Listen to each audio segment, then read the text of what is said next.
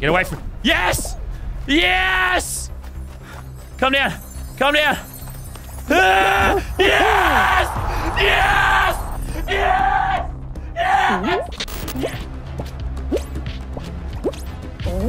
Let's go!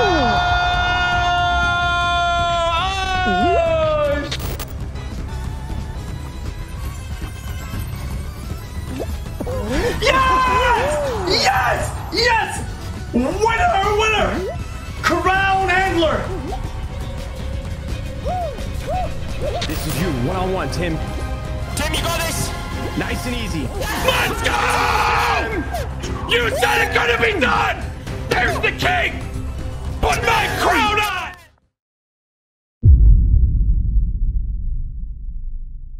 Fall Guys, a battle royale game that released on August 4th, 2020, would disappear as fast as it took over the gaming community. Fall Guys was a game that everyone was playing on both console and PC right after it came out. It had an incredible first couple months, but would slowly lose interest in the late fall and early winter of 2021. Fall Guys was meant to be a fun battle royale game that you played with your friends. It wasn't designed to be a super competitive game like everything else in the market, which was a nice change of pace. In Fall Guys, you would customize your character using kudos and crowns earned from playing the game, and you would play against 59 other players trying to earn the crown. You would compete in a series of minigames, and the goal was to qualify to the next round. Once you've qualified 3 or 4 rounds in a row, you and about 8 other players would be placed into the final game mode, and the winner would take home the crown. Fall Guys is incredibly simple, and pretty much anyone can play it, making the game super appealing to all sorts of people. There were only 3 controls in Fall Guys: run, jump, and dive. These mechanics were so easy to pick up, and there was no steep learning curve. Fall Guys was such a drastic change from the other battle royale games like Fortnite and Warzone, which I think contributed to the instant popularity of the game. Fall Guys was something different and something everyone wanted to play back in the summer of 2020. Popular Twitch streamers were playing the game and promoting it, and YouTubers would post videos of themselves playing the game. Everyone loved Fall Guys,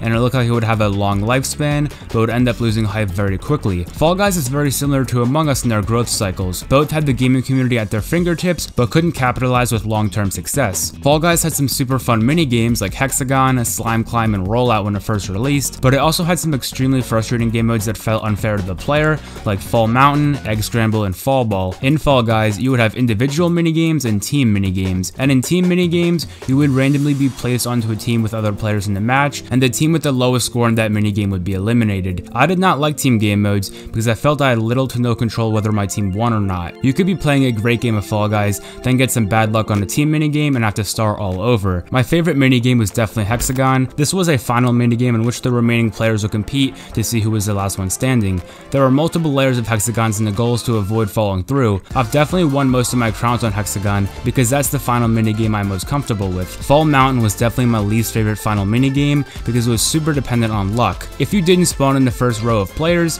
you most likely had no shot at the crown. The real reason Fall Guys lost interest so quickly was because of lack of content. There wasn't enough minigames to keep people interested, and once the honeymoon phase ended, it wasn't fun for most people. Now, this was the main criticism of the game. A lot of people stopped playing Fall Guys before Season 2 came out, but I still played Fall Guys from time to time even when it wasn't as hyped up anymore.